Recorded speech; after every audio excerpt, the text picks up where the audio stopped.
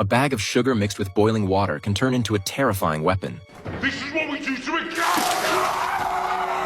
When Mark first entered prison, he was terrified. He never imagined it would be this brutal. That was when Billy barged into his cell and casually stole his cellmate's belongings. As a teacher, Mark couldn't stand by and watch, so he told Billy not to bully others. But that simple act put him on Billy's bad side. At the first meal, Billy snatched Mark's chicken right off his tray. Mark swallowed his pride and didn't fight back. Later, while lining up for the phone, Billy cut in and took Mark's turn. Mark stayed calm and again chose not to react. But the next time, when Billy tried to steal the phone again, Mark reached for it. Billy immediately attacked him. Mark's nose started bleeding on the spot, yet he held himself back. The whole scene caught the attention of Jason, the prison gang leader. Jason was curious. Why didn't Mark ever fight back? Mark admitted it was because he was a teacher. He felt he had to set an example and stay civil, but Billy only saw weakness and pushed further. He spat in Mark's food, mocked him as a coward, and even tried to light his feet on fire with turpentine. Luckily, Mark's new cellmate stepped in, threatening to call the guards, and Billy finally backed off. Realizing he couldn't stay passive forever, Mark went to Jason for advice.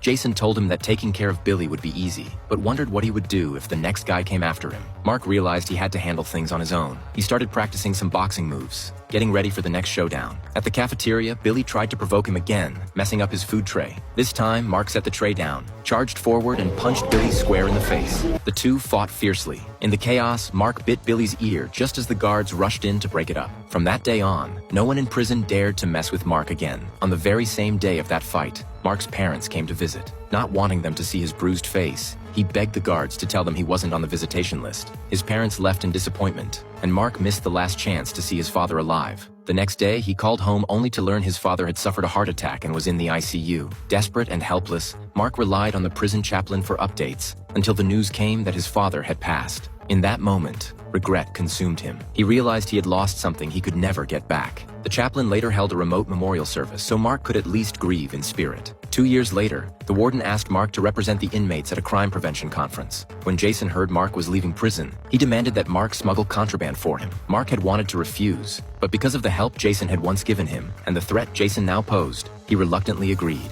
At the conference, Mark shared his story. Once a drunk, he killed someone while driving under the influence and was sentenced to 4 years. He spoke about how every day in prison was filled with regret and how he hoped to use his experience as a former teacher to guide troubled youth. His honesty moved the audience. Applause thundered, and even the victim's family was brought to tears. That made Mark even more determined. He was resolute that he would never break the law again. On the way back, he made his choice. He refused to deliver Jason's contraband. Jason retaliated, and the attack nearly turned fatal. But Mark's friend stepped in just in time. By his 3rd year, Mark's good behavior earned him early release. He said goodbye to his prison friends one by one. A year after leaving prison, he arranged to meet the victim's family face to face. He apologized sincerely. Though the family couldn't completely forgive him, they saw his remorse and were willing to try. For the first time, the burden of guilt began to lift. From then on, Mark carried his sins with him, seeking redemption for the rest of his life.